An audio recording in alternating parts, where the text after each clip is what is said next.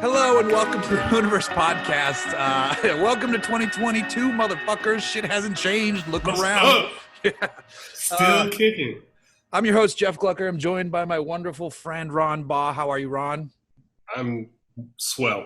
Excellent. I mean, I think we should acknowledge the fact that technically this is not 2022 for you and me right now. Don't spoil the illusion. So, I mean, we might not make it. We might not make it into 2022. So Fair point.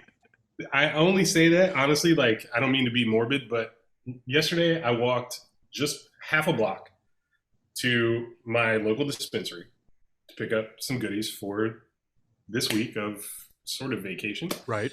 And I walked through an intersection. I thought, this is weird because they've kind of got like parklets and they've got the streets sort of closed. Like there's water barriers, but there's no water in them.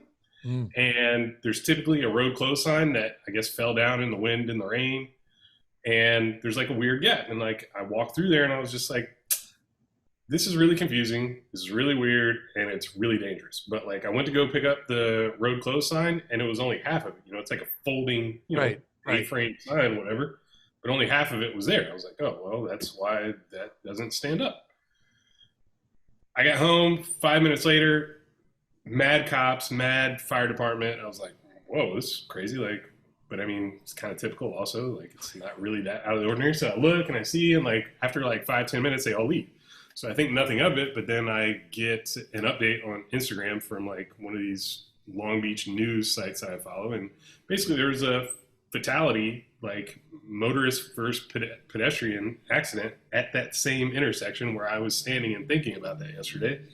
So yeah, man, nothing is promised. Like, you know, we should be thankful for every single breath, every step we get to take, because I had thought, wow, this is dangerous. Less than 10 minutes later, a woman was hit by a car and killed in that same intersection. Jesus Christ. And it wasn't even open to cross traffic. So sorry. We're going to start 2022. That is dark and morbid, but we're going to start 2022 on a high note for the podcast. Hopefully you and I do make it to 2022 to see the broadcast of this podcast. Yes, we will.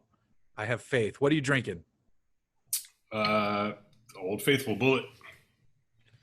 I'm almost out, so I think I'm going to make a Bullet eggnog. Ooh, mix. Okay. That could be interesting. Second round. What you got? Just a simple West Coast IPA from Modern Times. Nothing special. My fridge is kind of empty at the moment, and my wife and daughter are out of town, so I'm skipping dinner and going straight to beer. I did the same. I had a snack. I had a grilled cheese, but I'm saving dinner for after the podcast. Yeah, but then if I eat weed and then I get hungry and then I'm like, I blew the whole calorie saving thing anyway. So if you're wondering how that would go, you can just look at me, because that's my order of operations. I did that the other night. I did that like a week ago where I had a big lunch. I skipped dinner. My wife skipped dinner. We're like, you know what? Let's skip dinner tonight. She went to bed. I stayed up. I tried to make it through the new Matrix, mentally enhanced. You watch that on TV online? With HBO Max, watching it on HBO Max. Oh, really? Watching it. And I started to fall asleep, but then at like 11, I was like, yo, I'm hungry. And I had leftover Chinese food and I wolfed it down. I was like, fuck, I'm eating a ton. I'm eating late, which is even worse. Like, did you even bother to heat it up? Probably I definitely heated it up, but I probably had like some chocolate shit. Cause you have stuff in the house from the holidays. I threw a bunch of it out today and yesterday. My goal is to get back in shape, because all the weight I lost a bunch of weight at the beginning of COVID, and I've gained all that shit back, and now I'm trying to like fix it again. Same. But this is a car podcast, so let's talk about some cars and alcohol. We always talk about alcohol, but all right, the IPA is sitting tough. We're kicking it off with auction information. And tonight, because we always do Bring a Trailer, I'm going to give Bring a Trailer a rest for a second. Oh, yeah. We're starting with, I wanted to look at a different auction to see if it was as insane as what happens on Bring a Trailer. Spoiler alert, it's not. But I did find a good buy and what I think is just kind of not a great buy. So, first up, the good buy. 1982 Mercury Capri RS 5.0. Basically, a weird-looking Fox body Mustang, and I mean that in a good way. $13,388. This thing is sweet. I think it's a great buy, but I mean, it's a garbage ass car. Like to leave stock and to drive around, like it's probably 4-speed. Here, I'm trying to see. It's a manual. It's manual, but I think it was a 4-speed. Probably 82. Yeah. I don't think they had T5s until like the transmission S-Rod, which features 4 forward speeds. Yeah, fucking. It's not like what does it say? But 157 horsepower. Like it's a good buy for a shell for a unique basis for a project. You clear out the emission shit on the engine as best you can. Power will come up. Where are you driving this car? You're not in California then. Well, there are ways to bring that engine back to a healthier place. But sure. also 5-liter V8. I feel like with that car, if you take the 5-liter V8 and you upgrade the 5-liter V8, it's still a 5-liter V8. Time out. It's not. It's not an HO, a high output 5.0. Like the HO 5.0s were 86 and after. I think they all like there were some models that had forged pistons, but I think these had hypertectic pistons, whatever the fuck that is. But like they weren't forged pistons and they weren't the hypo, like high compression. Like that's why. Is it the same block though? It's the same block, but it takes a lot of work to like. I think it's even a different firing order. Oh, this shit actually says high output, so let me shut the fuck up. But still, 157 horsepower was high output. Like I really don't think this car had the same firing order and like everything that you would have found on an 86 or later. So it had a different. So it had a different crank, which is probably solvable. Yeah. Either way, 32,000 miles. It's a good basis. It's a good basis for a cool build. But like for a $13,000 driving experience, like there's a lot of European cars between now and then that would be a lot more fun and be a lot. I don't know. It's cool looking. It's cool looking. It is cool TRX wheels, which are weird, like diameter. Okay. They were like they weren't like 15-inch. They weren't 16-inch. They were like 15.3-inch. Oh, really? Like that. Something that rounds up to like some millimeters. Exactly. You were limited to tire sizes. Like, listen, I love a Fox body of any sort, but I don't know, 13 grand for what basically amounts to a fucking glorified Escort that I am so loses value with every move you make to it. Like, I am very excited that we found a Ford where you disagree with me on. This is great. Finally. Like I see this thing fucking slammed. Like, the Capri fenders were wider. Yeah. So you could fit a wider wheel and tire and they look more aggressive. The spoiler looks dope. Yeah. They basically had like E30, like M3 box flares. Like it's a baby Dominator. Okay. Yeah. Like you don't have to sell me. Like I have a vision. Like I could spend $5,000, $10,000, $20,000, $30,000 and like have a vision for this car and make it something fucking cool and not necessarily worth any more than it is currently. That's true. A lot more fun to drive. So I don't know. I honestly, I think it's a good deal. Like, yeah, it's a good deal. Is something that I could see some idiot paying fucking $50,000 for just because they're told, oh, there's only 200 of these with this option. Exactly. Pattern, right? And I think it helps that we're not on Bring a Trailer for this one. So it feels like, it feels like a better deal than someone paying $30,000, $40,000, $50,000 for this. It feels like a good price for that car. Right. The next one. You're not going to enjoy driving it as is. That's my only point. You will hate driving it as is. Slow as shit, yeah. Slow as shit, won't sound good, won't handle, won't brake. Like, need some Borlas on that. The next one. 1967. This is the bad. And this is from Hemmings. 1967 Austin Healey 3000 Mark III for 84,000 miles for $84,000 with nearly 100,000 miles. The car looks very clean, but it's just a fucking Austin Healey for 84,000. Listen, they call these the big Healys, right? Like whatever. This is the big Healey. I don't know if that is a matter of cubic inches. I think it is. Physical size, yeah, I imagine it's about motor size. But I don't know, man. Like I don't know too much about these cars, and I've never driven one, so I don't have much of an opinion. But I will say this: I had a neighbor growing up in Atlanta that was a little person, a dwarf, whatever, and he had 2 cars when I was growing up. I just drive by his house every day and like, oh, those cars are cool because you don't see those in a neighborhood like ours, right? And they were just in the driveway. One was a MG and one was a Healey like this. And later in the 90s, he got an S2000.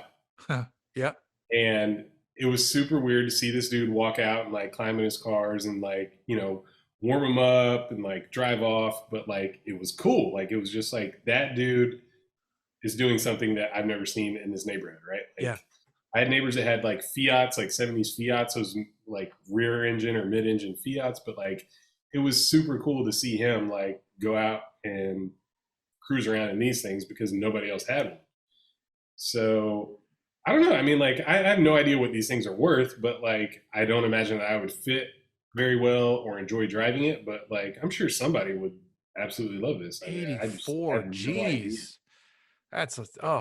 No, thank you. However, so here's what I'm going to say. The disclaimer on this, it was way, way harder to find any bad buys on Hemmings.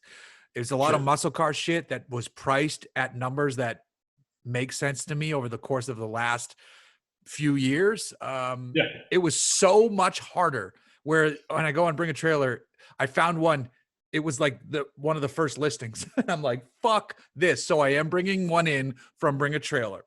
And I love Mercedes stuff, but this is fucking stupid. And but I can't afford it. That's my only gripe, and this is a case in point.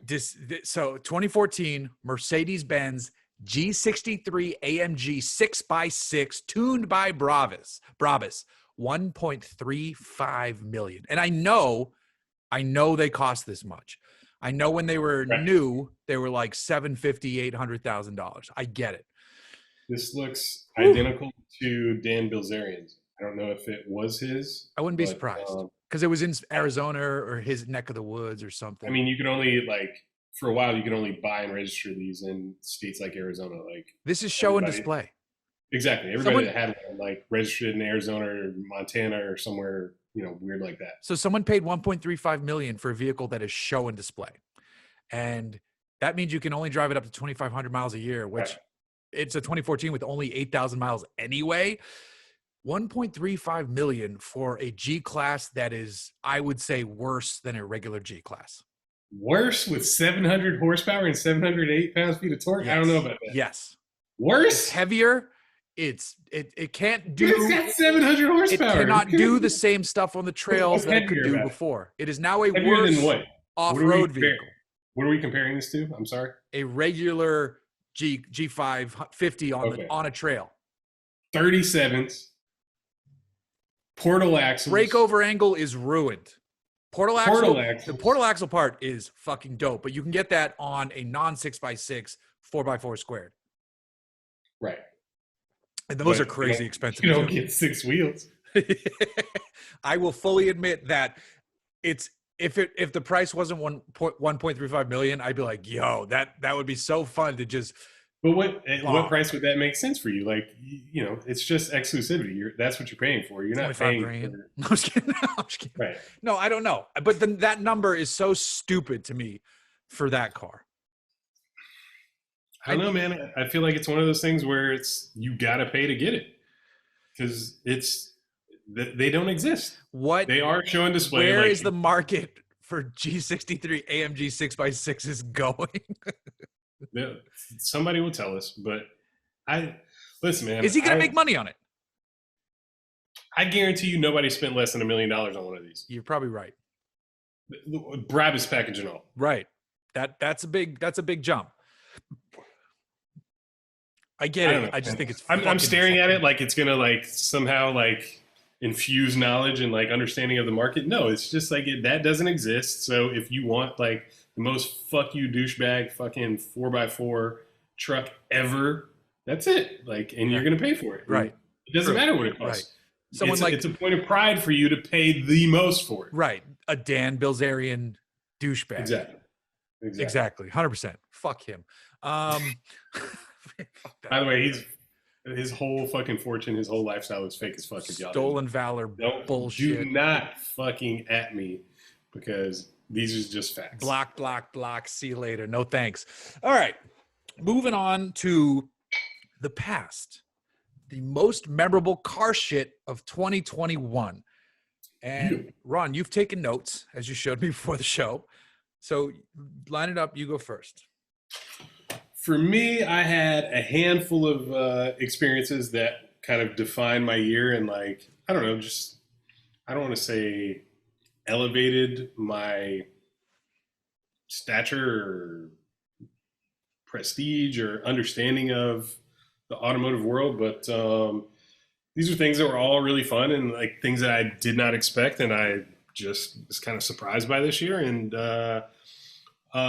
number one was hosting that Peterson panel in February because it was Black History Month, where basically I was able to get our friend Killer Mike, Currency, Chris Mills, former NBA player, our buddy Garrett from American Muscle HD, plus a friend of mine, Mark from Stunt World in Atlanta. Like basically it was a discussion of Black car culture, and it was like I was kind of tapped to just recruit the cast and the panelists, and then I was like, well, wait a minute, you know all these guys, like, would you mind hosting it? And I was just like, that's not something I really want to do. But when I actually thought about it, I was like, there's literally nobody else that's friends with all of these people and knows them and can communicate with them. And I said yes, and it was kind of a rambling mess that was unedited, and there was a lot of weed smoke, and there was a lot of banter, but it was a good time. And it was just like, it was a real honest conversation of like, you know, between a bunch of car guys that were from varying backgrounds, but it was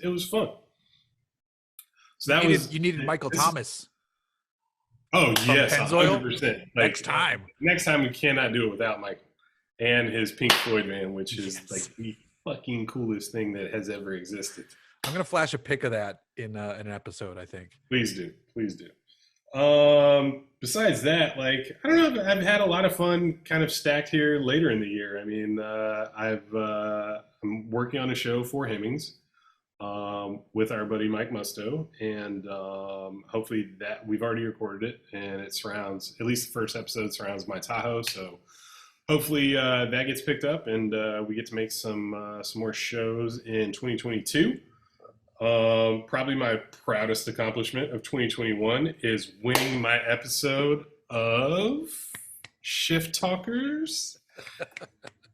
Thanks to you. I appreciate the opportunity. But no, that was super fun. And it's like, honestly, that's hard to believe that was this year. Who did you beat? I honestly don't remember. Well, I was teammates with Tony Angelo. Okay. Good teammate. And yeah, we smoked Bassem Wasif and Jason Torchinsky. Okay. Good. That's a good group.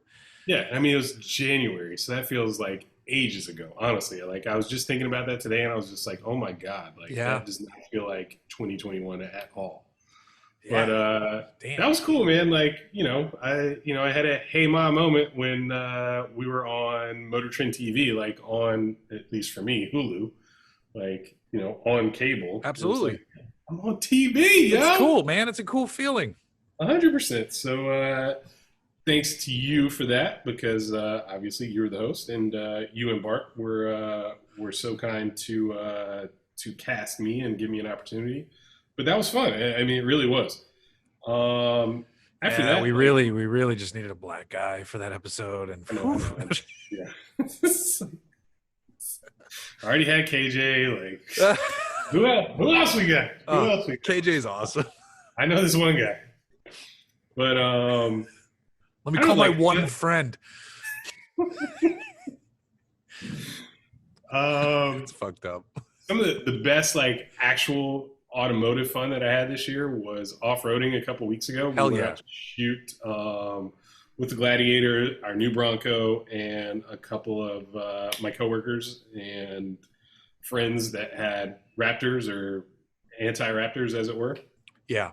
And that was my first real off-road experience and something that was capable. And we talked about it before, but like that was a fucking dope experience. It changes shit up here.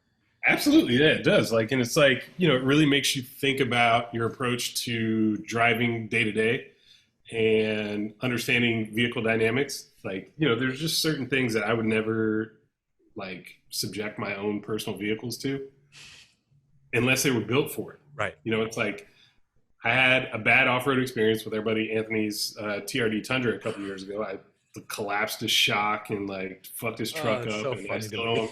I owe him a set of wheels for that, which will happen very soon. But like my previous off-road experiences were whack, and this was so cool because it was like seasoned veterans, and they were out just having fun, and we were out like on a Wednesday, and like that was one of my favorite automotive memories of this year, just being able to get off-road, like experience that lifestyle. And it was just like, it was for work. Like we all got paid, which is super dope, but like we all would have been there regardless. You know, it's like it was really eye-opening, and it was really exciting. And now I'm like, yo, I don't mind getting dirty and going out. And dude, I can't wait till next year where I'm gonna call you like, nah, man, I'm out of the dunes. You're wearing like Fast House shirts and Go Fast Don't Die and fucking Troy Lee and like. I want to go to Glamis.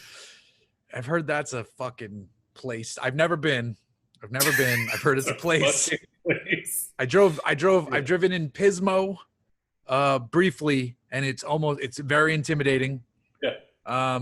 Just because the dunes I've never done dunes before that. I've done off-roading, Baja level off-roading, and then just general trail running.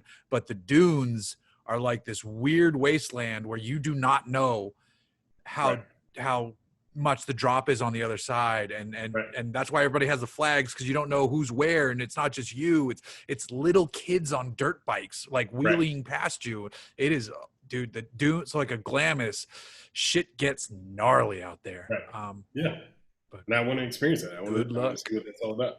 Hell yeah. I got friends that have been going for years, but I just have little 5-second videos to judge it.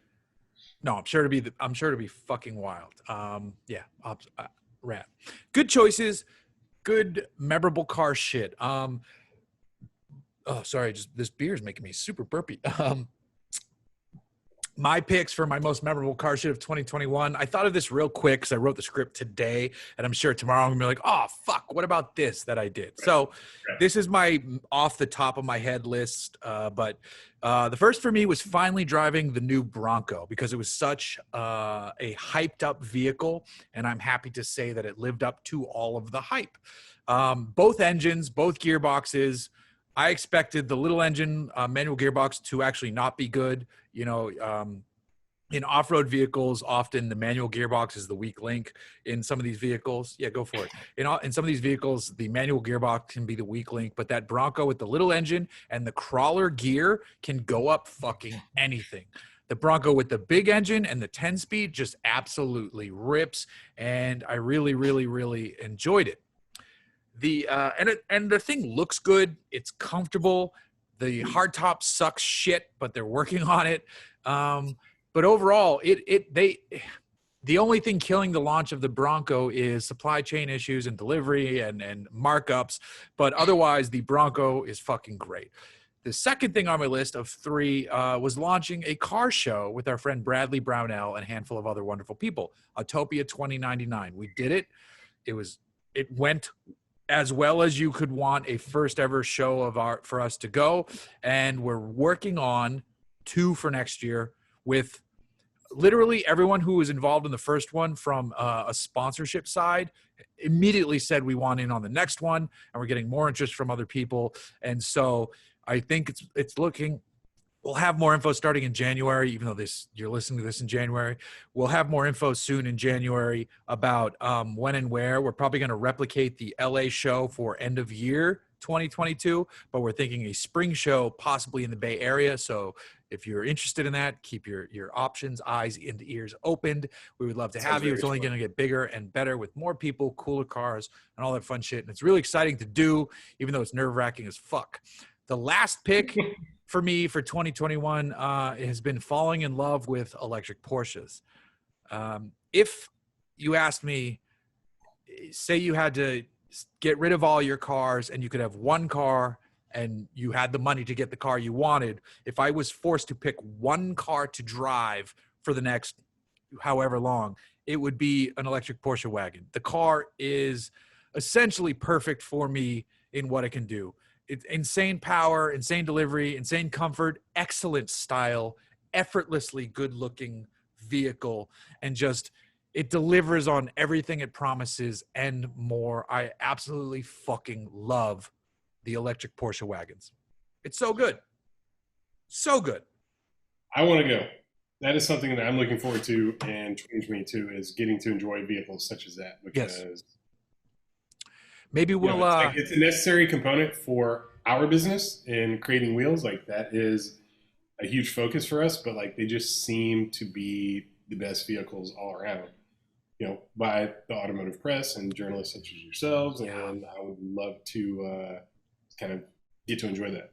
I've never been a big Porsche homer. There's like a lot of people. Right. There's a lot of people in this industry who are like, "Oh, Porsche, nothing but a Porsche, blah, blah, Porsche." And I've never been that way. And then I'm driving a few here and there, and as soon as you get into it, you're like, "God damn it!" There's a I kind of want. My dog's making noise. Now I kind of want a 996 or a 997. Not that I can afford them. We missed the boat on them, and. Yeah, man, I'm starting to understand the Porsche bug. I'm never going to get out of the off-road bug and that side of it, and the V8 power bug and all that good stuff. But there's a little bit of a Porsche bug in there too now. I get it. I've been somewhat transformed myself over the last few years. It's just pretty undeniable. Yes. Now, random next. I don't have a segue for this, but this is the next bullet point on my list. Did you watch it? Because it came out the day. Thank you for dropping that, Pearl. That was my dog. Did you watch the if I turn down the light, you can probably see her. Pearl. Nope. Oh, come here. Come here. Hey, girl. She's looking like, I don't know why you're doing this to me. Oh, good girl. Okay. Go get your stuff. Girl. Go get your stuff. Turn the light back on. There we go. Too bright. So, did you watch? It came out the day we're recording this, Amped. Nope. So, I love off-road marketing trophy truck videos because it showcases the trucks in just a different light of Baja, or the Mint 400 or any of these videos where you just see them flat out for hours on end. And you're like, okay, like you don't get to see the full technical capabilities of what these trucks can do. I mean, you are, but it doesn't seem as impressive as you. Little context, like they're just, it's like the suspension's doing its job, but everything is doing its job, so it doesn't look that impressive. Yeah. Unless you really know what's happening, you're like, that is fucking amazing. Right. So, Amped is a video put out probably by. I think the big sponsor is probably Toyo Tires, but really the big sponsor is Alan Ampudia himself. Alan Ampudia is a very well-known and successful Baja off-road racer whose family also happens to own Papas and Beer. Right. So he's a rich dude down in Mexico who's really partnered with Ken Block and they did Jack's the Redline family. Jack. Baja effort, right? Yep. And Alan has won Baja as well. But for this video, it's him and Lil Jon. And they have to go from a party hanging out with chicks because, like, even though that idea is old, like Hoonigan has literally done it with that dickhead Dan Bilzerian. And that video was awesome, though. Well, and BJ Baldwin. Yeah, but BJ Baldwin was the common denominator. He shreds. Yeah. Right. He's out. But like the whole idea of like, we're at a party with chicks, like I think that could probably die in 2022. Like we can. But it's a reality though. Like I agree with you, but they actually went and partied with chicks in Baja for the reveal of the. They did Baja 1000. They did 100%. You're totally right. But if it was filmed in, like it totally makes sense. But yes, I mean, that's the Lil Jon tie-in. Lil Jon. Well, he gets in the party. They're at a party. And Ampudia gets a text and says, you have to get to Papas and Beer, which there's a location in Rosarito, but there's also a location right in Ensenada, and that's the one they have to get to. So he's like, all right, come on, Lil Jon, let's go. And Lil Jon, it's really corny, the Lil Jon part, because he's like, okay. Like, of course he is. Like, all right, we get it. Like, Chappelle kind of ruined your stick for you. So, because he's like, do you want to leave? And he's like, no. And like, it's... All right, we get it, Lil Jon. We know who you are. You don't have to do it. You can just be like, nah, I'm good, man. Like, I want to stay here with these bitches, which would be worse than everything else I just said. So, He's like, should we take, Lil Jon's like, should we take this BMW i8 that's parked here? And they're like, nah. He's like, we're taking the truck. They fire up the trophy truck. It rips out. And of course it takes a super rad line. It felt a little reminiscent of what BJ Baldwin had already done. However, Like the recoil series. yes, some of the jumps and some of the slides were actually super fucking sick. There was this crazy street jump they did. And then all the video did for me was to show how much trophy trucks absolutely fucking rule mechanically. Yeah. So if you haven't watched Amped, it's out. AMPD, go watch it. I think the original recoil is probably a bit better, even though it has people we don't really care about. The one guy, BJ Baldwin, seems cool, but right. But Amped was interesting in that it showed Alan Ampudia ripping, and maybe this dude's ready for some primetime spotlight in the trophy truck world. I definitely want to check it out. I just I didn't get a chance in writing down my. That's my more shit. important. That's but more important. but like yeah, I didn't even know about it, which is weird. Like I didn't see anything on social media, and like I'm basically on vacation this week, so I follow him. I would see everything on social media, but Right. still, I'm sure it'll be interesting. I want to check it out. I follow. Like I'm super impressed by everything off road now, especially trophy trucks, and I've wanted some version of a trophy truck ever since Jesse James built one and like ripped it on the street like 10, 15 years ago. I don't know if it was a Monster Garage build or it might have even been like a weird West Coast Customs build, but like, he's basically downtown Long Beach and like ripping around a corner on three wheels. And I was like, that's the coolest shit ever. Yeah. Wheelies on the street and three-wheel motion on the street. I don't care how you achieve it. That's the fucking dopest. Yeah, I agree. It is rad to have the power and the capability to pull. Yep. Yeah, just fucking. I love that shit. The way they move just like seems so impossible. It's like, oh, that's gonna flip and you're gonna die, and like, nope, walk. Got it. Totally got it. Down so easily. Just go the other way. Switching totally different gears to a car with no gears. I've been driving the Mercedes-Benz Eqs the last week, and I love it. I would get the Porsche over it, but if you buy a Tesla Model S over the Mercedes-Benz Eqs, you're fucking stupid. No. Just putting it out there. So the one I'm driving is the EQS 580. It's not the AMG, but it's the EQS. It's the Mercedes-Benz EQS 580. How many different versions are there? There's two Mercedes-Benz versions, and then they recently just launched a Mercedes AMG version. Is it on sale, available now, or is it coming? I think you can order the EQS now. I'm not 100%, the Benz version. I'm not 100% on that, but I think you can order it. But I went to build it on their website, and it didn't even have the button to build it yet. But I mean, it's EPA rated. I think you can reserve it, or I'm not 100% on the purchase status of it. However, the EQS 580 dual motor, so 4MATIC, all-wheel drive, 516 horsepower, 626 pound-feet of torque.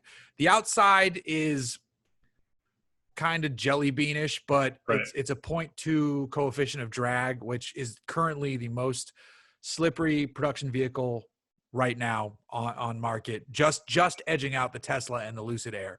It feels like an electric S-Class inside, and that is it's an S-Class experience, just quieter. Yep. The Hyperscreen is crazy. It works well. When you first saw the photos, you're like, whoa, dude, that's too much. It's not. It looks amazing. It works well. It has augmented reality navigation where it's like doing turns. How's night driving? Like it's fine.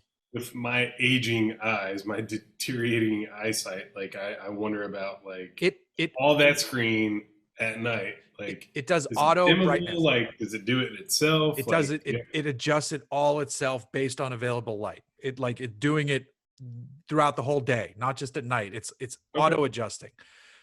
It works well. It responds well. Having the big map is cool. The seats are great. The massage function. I mean, it felt like an S-Class, and it was quiet. And then last night, I got a screw in the tire. Oh. So I'm not doing well with Mercedes products at the moment, based on one we didn't talk about on the podcast. And we're not going to, even though that car's fine. I didn't wreck a car or anything. I just whatever. So I was going to shoot it today, and I couldn't because it was holding a little bit of air, but it had like 9 psi. So I put 45 psi in it, and I called them. I was like, "Yo, I got a screw in this tire." So they actually came and swapped it out for the EQS 450 Plus, which is technically the base model. And I have that for 2 more days because we got to shoot video tomorrow. And this one's interesting because it's rear wheel drive, single motor, and it's still like 300 something plus horsepower. And this one is rated to return 350 miles, which is awesome. The EQS with the 516 horsepower does like 315 to 325 miles, and every test is getting way over that.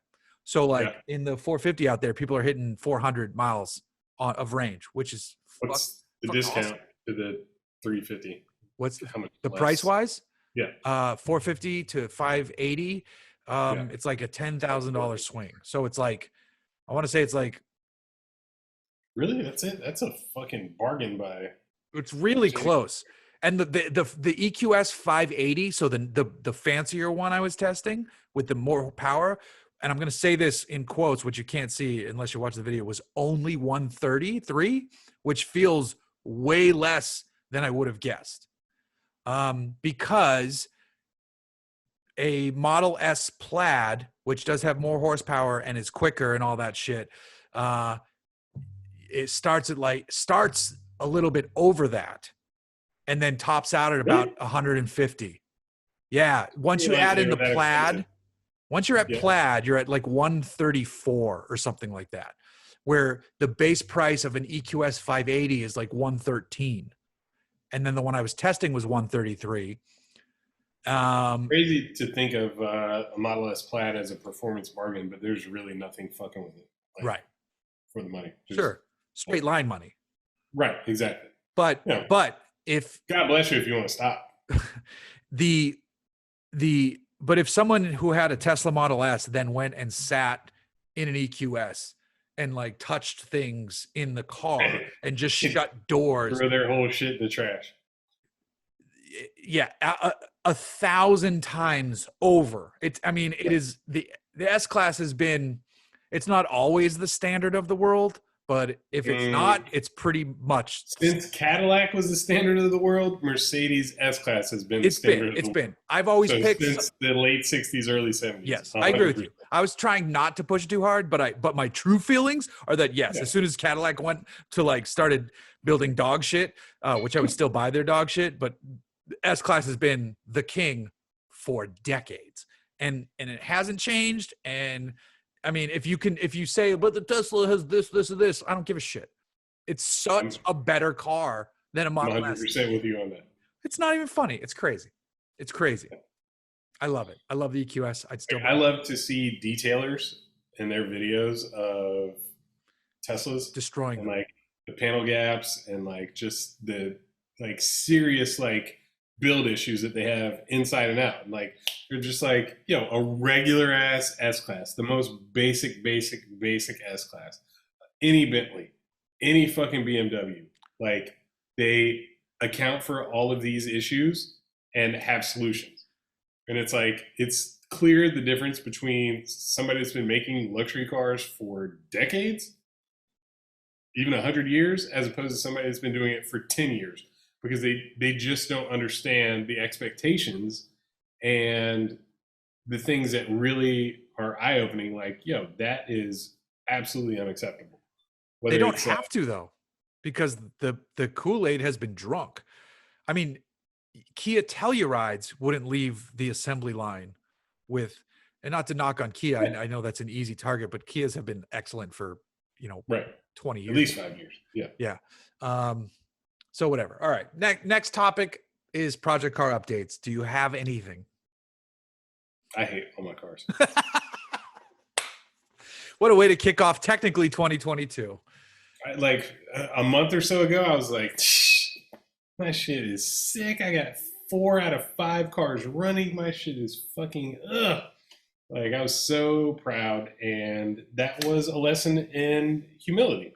Yeah. The Audi still, I don't know. I think they've started working on it. Maybe. I think so. Maybe. I'm not rushing. No. Apparently there's a discrepancy between the original estimate and the actual cost of repairing the car. And it's a $4,000 to $5,000 discrepancy. So I'm just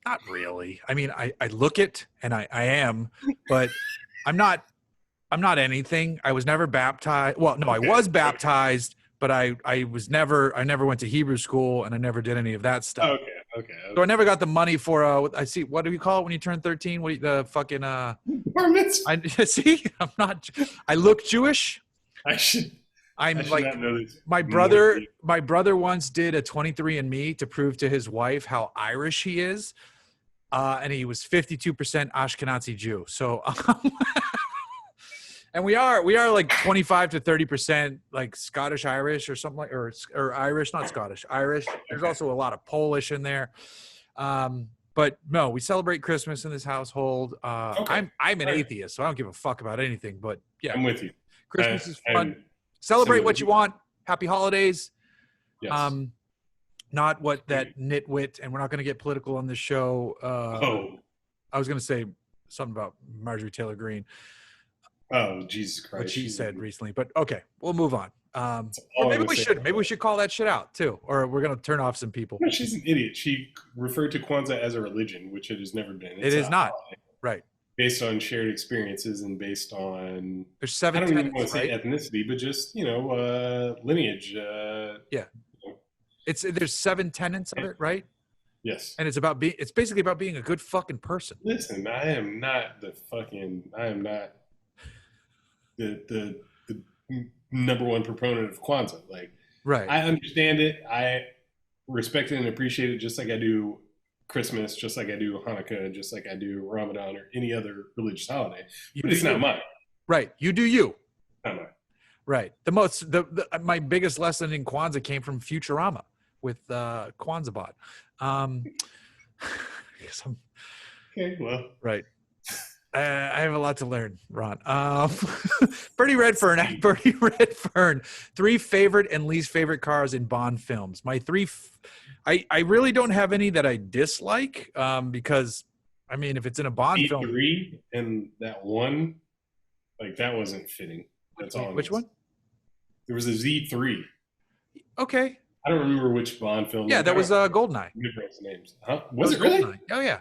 Oh, Jesus Christ. The best video game of all time. Best video game. The pause music. Also had the worst Bond car. Yeah, but they sawed it in half. I don't remember. I know the answer. I know the answer to my 3 favorite. And I have a bonus favorite. My 3 favorite are, there's a 60-something Mustang in one of the early ones. There's the 2000 GT that was modified so Sean Connery could fit. So it's the only convertible 2000 GT ever. And then the DB5. Hold on, what's the 2000 GT? Lambo? Toyota 2000 GT. Oh, okay, right. The Miura-looking motherfucker. Wait, it was, I don't know. I don't know if I agree with that, but it was convertible? Really? Yeah, it's the only convertible 2000 GT ever so that Sean Connery could fit because it's a tiny fucking car. Okay. And then the DB5 because the DB5 is the DB5. And then I'm giving honorable mention to the E38 in the Pierce Brosnan film that he drives from the backseat with a Nokia because that is the movie that made me want an E38 and I still want one to this day. I don't have any least favorites. Your Z3 is a good answer, but I can't hate it either. I mean, I can't. Can you love it? Like, no. No, I cannot. Yeah. So I have similar taste. I forgot about the E38, but I love an E38. I've just been forbidden to buy one. Right. I don't know at what level of financial success I'll be allowed to purchase one, but none. Hopefully one day, because I think it's the best looking sedan ever. Right. It's so good. Yeah. But I'll leave that aside. I'd say my 3 favorite, and I don't really have worse other than the Z3, but like I don't have like, there's nothing that I hate, but I'd say my 3 favorite Bond cars would be the DB5, the Underwater Lotus. Sure. And there was either a Z8 or the Alpina version of that was his car for one. Yeah. Yep. He drove a Z8. Like, I think those cars, they're like $250,000 now, and that seems ridiculous, but they were such a unique car for the era. They were so special. They were so well built. Like, that was a real fucking Bond car. Didn't he drive a Jag in the one too, where with the dude who played Johnny Chan from Fast and Furious, who once, my favorite story about that guy. I haven't seen all the movies, so I can't. It was the one that was invisible at the Ice Hotel. But there's my favorite story about that actor who played Johnny Tran. Fuck, Tran, I think Johnny Tran, who was in the Bond. He was a Bond villain, and randomly, Matt Farah ran into him at like some party in LA, and somehow they bumped into each other and were talking for a minute, and Matt wasn't like asking him any question, but the guy turned to him and was like, "No autographs tonight, thanks." Matt's like, "What the fuck? Like, I don't give a shit." I forget the full details of the story, but it's very, very funny. Matt's like, "Dude, I don't want your fucking autograph." And he didn't say it exactly like that. All right. Instagram question. Cooler if he did. Yeah. Capital Sunset, who is a fantastic photographer who you should all be following. When will you have a Mitsubishi Owners Club episode? With you, we will do one soon. I'm going to reach out and I want to talk to you. He owns a car that is in Japan right now, and he does not live in Japan. He owns an Evo 5. That sounds dope. Yeah. But I mean, does he frequent Japan in order to drive it? He was pre-COVID.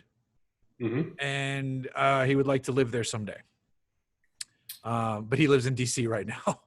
I don't blame him. I would like to live there someday. Right? As well. Yeah, you two would actually probably get along really well. At least a few months out of the year. Raza Hanif, opinions on prices of Blitz 03s and companies blatantly copying the design. That seems like a you question. Yeah, Adam LZ has definitely popularized the Blitz 03 over the last year. Like, he's running on a few of his cars and like just driven prices crazy. It's like, that wheel in particular, it's like not any super special wheel. Like, it's not super rare. It's not like super lightweight or anything fucking crazy, but it's just. Is it a JDM staple? Yeah, it is. It's definitely a drift staple, and it's not a wheel that I necessarily revere. Like, I'm all about the OZ, Italy, Speedline, that sort of shit from the 90s, BBS obviously, but they're outrageously expensive for what they are, but like, they're not making any more of them, except that they are. Like, I think it's Heritage Wheel or 3-piece, like their subsidiaries, they're making basically replicas of the Blitz 03, and I don't know, man, like, I can't knock anybody for it because obviously there's money to be made and it is a staple, and if you're making it in new sizes, new fitments, new applications, hat tip to you, but like if you're just basically recreating the centers for use in traditional barrels and traditional sizes, like, I don't know. That's not exciting to me, but I don't know. The real shit is expensive now. It's just a reality. It's like, OZ, like I said, OZ Futuras, any BBS from the 90s, like, stuff is scarce, and to find the right parts. What? I just found a listing. What happened? I just found you saw an actual price? Yeah. What are you talking? What do you see? This has to be a mistake. No. This is $20,000. Yeah. No way. Yeah, I mean, it's outrageous. New like Blitz 03 new in box. New in box, yeah. $20,000? I'm not saying it's worth it. This is not a cosign for me, but I don't, it's like new old stock sneakers. Like, it's like prices for classic wheels are getting that way. New in box, untouched, like original spec. Like, I mean, what are they? 18s? What fitment? They were 18s. What fitment? No. Jesus. Oh, hold on. They were. I clicked out because my jaw fell out my asshole. Like, 5x1, 114.3. Yeah. 18 by 8. Yep. And 18 by 10. Offsets. Yeah, 45 and 35. Yeah, I mean, it's good for a ton of Japanese cars. So. That's fucking insane. They won't get that, but if they get 10 to 15, like, I wouldn't be surprised. I thought the barrel had like it looks like the edge has a blue lip, but I wonder if that's just literally packaging tape. Well, there's a bunch of different variations, but it's probably got just blue tape on the lip, but it could also be like fucking burned titanium finish. And then ESR makes a replica for like Yeah, $200. let's not go there. And then I also just went randomly. I just found a Rotiform 19-inch Aero disc for $75 from Euro Tuning. That is favorably priced. Brixton makes wheels? What the? It's not Brixton, the clothing company. Oh, okay. There's no correlation. All right. I'm getting too far off. Fucking goddamn! $20,000. Like I said, they'll never sell for that. But yeah, I mean, stuff is out of control, man. Like 80s, 90s shit is almost untouchable now. Like really rare and authentic shit. I had no idea. Wow. But yeah, if you correlate it to sneakers, I guess it makes Adam sense. LZ though. It's okay. He's entirely responsible for the Blitz 03 fucking spike. All right. Car.jpg. What is the perfect car for a mammoth trip? I'm going to tell you why, and I'm going to tell you what I did to the Maybach. If you say Maybach, you're such an elitist prick. So I had. Everybody should. I had the way I did a Maybach GLS 600 to drive. I drove it from my house in South OC to Mammoth for a few days. And it was amazing on the freeway. It was fucking perfect. It's a 3-row SUV with 4 seats. My daughter could figure out how to grab there's like an iPad mini sunken into the center console in the back, and she could activate her own massaging seats, and she knew how to change the tracks because it was playing her music. But here's what I didn't want to talk about earlier, but it's cleared because I know the vehicle is okay. While we were up in Mammoth, we were going to go see this thing. There's this I can't remember the name of it, but it's off the beaten path. You have to drive down a dirt road, and it's this cool visual spot to see. I can't even remember the name of it, so I can't tell you what I'm looking for. But the directions aren't good. I'm driving on like graded forest roads in a Maybach GLS 600, and I pride myself on not. What diameter wheels and tires? Shit, I think I got 23s. I think so, yeah. So I'm cruising easily, comfortably. There's an off-road mode. It lifted the suspension a little bit, so we weren't hitting nose and tail on anything. And then I just didn't notice on the passenger side of the vehicle, it wasn't like a soft brush scraping against the side. It was like I scraped against a dead tree. So instead of leaving off-road pinstripes in the form that you can wipe off with your hand, I scratched the paint on a Maybach GLS 600 from nose to tail on the passenger side. This is what I wasn't going to talk about, but I'm talking about it now. And I did it, and I felt like a massive piece of shit because I pride myself on not hurting press cars. So I'm sweating about it, but we still have a few more days up there. We drive home. The car is running flawlessly. It's super comfortable. It is a ridiculous thing to say that this is the perfect Mammoth road trip vehicle, but it's the answer I'm going with right now. And I get home and I wash the car to see the damage. And then I use Meguiar's makes a thing called Scratch 2.0, which you kind of rub into the scratches, and this very superficial scratches, it cleans a lot of those up, and it got it looking way better. I immediately called them and said, hey, I did this. I'm really fucking sorry. Let me know what you need me to do. They're like, oh, we really appreciate you telling me, blah, blah, blah, telling us. And all Need you to fork out $14,000. Two-tone paint job. And the big thing with them is you always be honest. There are journalists who have tried to hide stuff. If you're honest and you're upfront, you're like, this is what I did. These vehicles are to be tested, and the way I test them is nothing like what like the buff books do, or they destroy cars. I'm not saying they do it on purpose, but and so 95% of what I did to the vehicle buffed out with a simple detail is what they told me, and the rest of it's fine. They're not stressing about it. So the car is totally fine. Mercedes is not mad at me as far as I know, but I felt like a huge piece of shit. But I do have photos of it, and maybe I should put one in the podcast just so you can all see what I'm talking about. I should put the worst one in before I wash the car off, because you guys will be like, oh my fucking God, you destroyed that car. And then I'll put the follow-up one. I saw it. Yeah. You sent in a group chat, you sent pictures of it, and I was just like, yeah. So only because I have an understanding of what is capable in the detail world of like restoring paint, like they cleaned it right up, removing scratches like that. Like if it was my car, I'd have been like, like, but it's nobody's personal car. It's a loaner. It is a corporate car. Yeah. Like, like, The you most, know, you those guys like can't expect you to only valet it of course, and only drive it on the street. Like, it's a real world review, and it like was. shit happens. But Um, like, you didn't intentionally damage your shit. Never, would never. The funniest part for me was we parked it in Mammoth. There's a village, it's a ski top. So there's a main village and there's a parking lot next to that village. And I parked it there and we went out to dinner and came back and there was a business card tucked into the driver's side. And it was a business card for the like body shop manager of this Mercedes fleet management company based in Lakewood, California, that basically handles the cars that come into the country for Mercedes and like all this Right. stuff. And I thought it was them seeing like, oh my God, somebody fucked up this Maybach.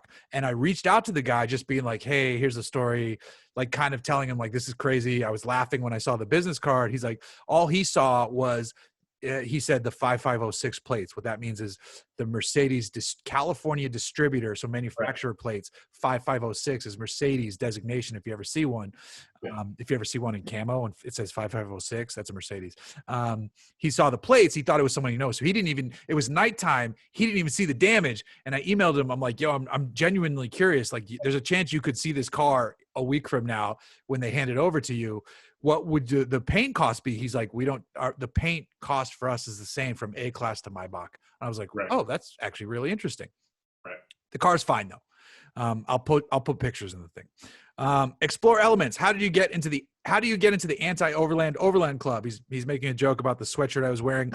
There's a wonderful Instagram account called 4x4ward. That's literally the number 4x, the number 4 WARD, that does awesome drops of vintage off-road gear. And they have a great sweatshirt that says Overland Club that I just bought, which I think is very funny. Eyes up auto art. What happened to Motor Affair? I don't know. He hasn't posted in a while. Sometimes this stuff can burn you out. I haven't spoken to him in a while. Maybe just you move on to other things and I don't know. I haven't spoken to him in a while. I hope he's doing well. I thought his Porsche keys are really cool and he does other great stuff as well. So Rad23 Racer, who's friend of the show, Rick Radcliffe. Did you remember to lube the slider pins? He's talking about the fact that I just did my first brake job on a vehicle. I just changed the brake pads of my wife's CX-5. I was very intimidated by that job because it's brakes and you don't want to fuck up brakes. And as soon as I was doing it, I was like, why was I scared of this? This is some basic ass shit. So That's how I feel. And I'm about to tackle brakes on my Tahoe, but like brake suspension, typically shit that I just reserve to professionals. But we've gone over like my issues with the last couple shops that I've dealt with, and I'm just like, might as well do it myself. It was so easy. That's where I'm at. I was laughing that I was intimidated by it. I literally was just changing pads. It was so easy. I went to go work on the Tahoe today, and my jack stands are missing. Right. It's like always something. Like just like Rad23. I need a home. You do need a home where I have a private garage, tool set, just everything laid out. I agree. That's what I need. Rad23 Racer. Should Porsche build an electric vehicle below the Taycan, like a Cayman Turismo? Well, there will be one below the Taycan. They're doing a Macan, which will be below the Taycan. Excuse me. I'm coughing like I smoked weed, and I swear that was just a sip of beer. Take it easy. Yeah, they're doing a Macan, so stay tuned to that. Dr. Wemmerling, do you have an idea what done will look like on the Montero? I do. Once I put the roof rack on and the awning on, that's basically all I want to do for the outside. It's more than I ever wanted to do to it because now I'm not going to be able to put it into my garage, which I will accept that. Because I just want it to look a little bit tough, but not over the top. And then on the inside, it will be, if I really want to get this sleep platform done and add a few other things. But other than that, the rest will be fine tuning and fixing things that were stock so that it is upgraded, bulletproof, and just ready to run forever, which it already kind of is. It just needs a few more maintenance items. It won't look much different than it does now. So it'll look like it does now, but with the roof rack on it and the awning and the lights. And as far as the And outside, either KMC or Black Rhino wheels. no fuels. Okay, fuel 22 by 12s. Oh my God. I really like, there's a pair of rotiforms I really like. I was going to text you this, Pair? a set Pair? a set of rotiforms. Ah. 5 rotiforms. The STLs are Yeah, dope. I know you like those. Of course you like those. Oh, those are dope. They're probably, are they heavy as shit? No, I mean they're aluminum. They're not Steelies. Oh, I mean, They're actually, cast aluminum Steely. and heavy on. They're like 3 times the price of Steelies. It's wild to me that people like you exist, and you're just like, that's my wheel. Yes. Like, you people are idiots. Yeah, but I totally agree. Totally agree. I still have 1552's analogs, which are basically a cooler looking steel wheel done in aluminum. No, the outside of the Montero is done. It's fine tuning the engine and gearbox. Well, not gearbox, but yeah, we're basically done. And then Noya C Mariner. Wait, the podcast came back? I haven't seen it on my feed. Yeah, this is episode 314. So we're 14 episodes in. Welcome back. Welcome back.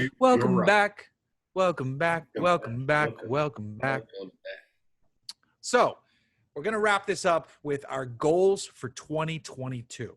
Yeah. Ron, do you have 3 goals? Oh, man, I got a bunch of goals.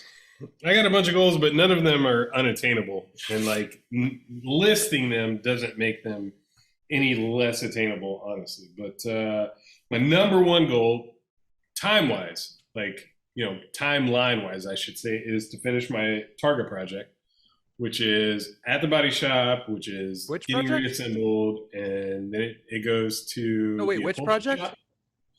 Yeah, I haven't talked about this. I don't think. I feel like I may have mentioned it once, but maybe not. But I am overseeing 1984 911 Targa project. Oh, your buddy's car.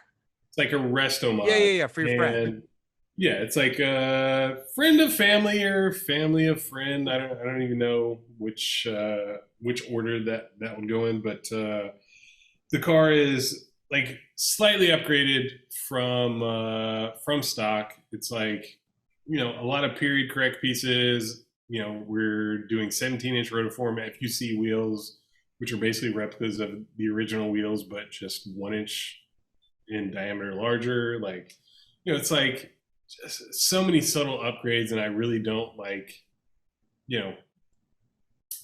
I don't know. It's been a weird project just because it's evolved over the course of COVID. And Sure. It's like there's been many pivots and twists, and it's like, all right, well, we've got this, so let's abandon that. It's like, let's take the easy way out. Let's go towards a more original flavor. So it's like the way the project started and the way the project ends are going to be worlds apart, but it's still going to be fucking dope. It's going to be a very near original 1984 Porsche Targa, but with a little bit of a backdate flavor, but also like upgraded lighting, like LED lighting front and rear, and like just some like cool modern touches. But like it'll all work. So I'm excited to finish that. Hopefully we'll finish that in January.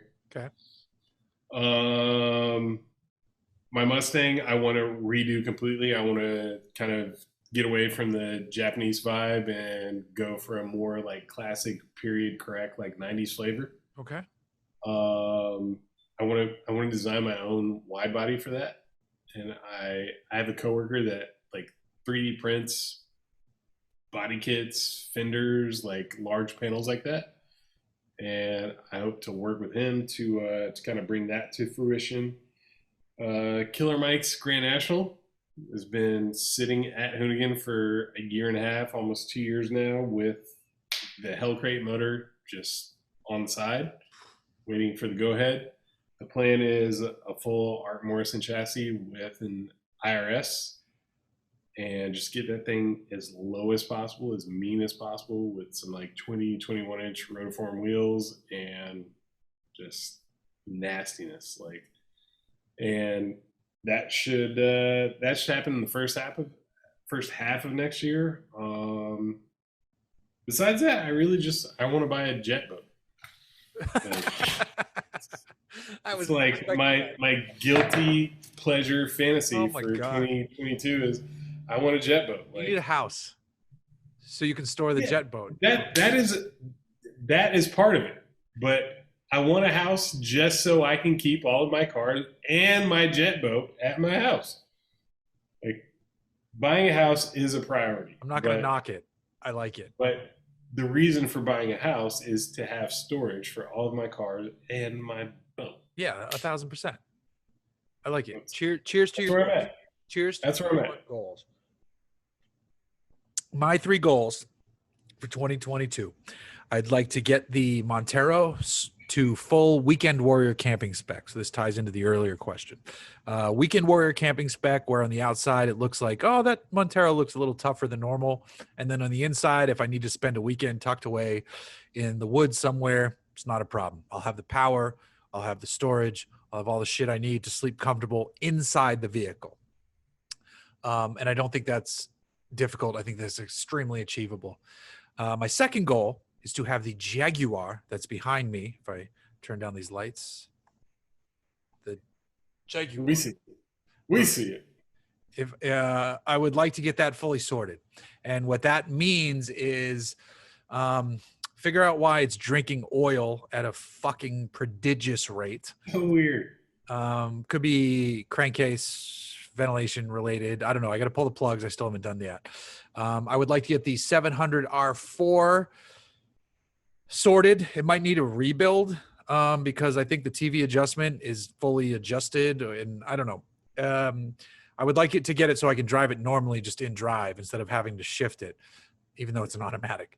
And then the third major component of having it fully sorted is getting rid of the fuel smell, and that is potentially extremely cost prohibitive because to get in there, because it has saddle tanks, I think you have to drop the fucking rear end, or you have to go in and rip apart the trunk. It's like 2 days worth of labor. Fucking big ass fan in the trunk and louver the rear deck. No, I want to get it because when I go to sell this thing, which ties into my third goal, when I go to sell this thing, I want to hand it over, and I don't want to get like, why does it smell like fuel? Why is it shift weird? Like I want to hand it over and be like, blammo, it's yours, baby. I get it. But also, that's why I don't sell anything. That's true. Well, so again, it ties into my. I don't wish this upon you. These are my issues and my issues only.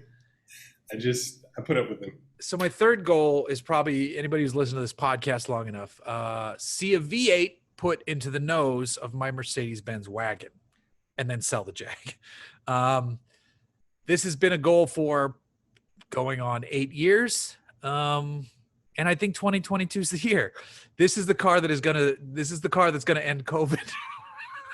Go. This is the car. The Wombat will end COVID. You've heard it here first, folks. The day that the V8 goes in there and we hit start on that car, Fauci's going to come on and be like, there's no more variants. We've done it. I don't know what happened. We got a burst of energy out of California, and it wiped everything out. I don't know how to explain it. That will be the power of the Wombat. It's going to be like Bill and Ted going into the future to meet George Carlin and changing the face of the world. That is what's going to happen if the Wombat comes to be. And it's going to happen in 2022. LFG. Let's fucking go. You're allowed to swear in this podcast. So 2021 in the rearview mirror. I'm glad we brought the podcast back. I just spit on my keyboard. I'm very happy and grateful in my wonderful co-host, Ron Baugh. Thank you so much. Sir, I am thrilled to be here. I really appreciate the opportunity just to have an outlet to talk shit week to week. Let's talk shit. I mean, that's what we did. I heard you talking shit. And here's hoping for a brighter 2022. Yes. Pick your drink up. Cheers to that. Let's cheers to that. We're ending the note. Well, we're starting 2022 on a cheers. 100. We'll see you all the rest of the year. The podcast isn't going anywhere. Bye.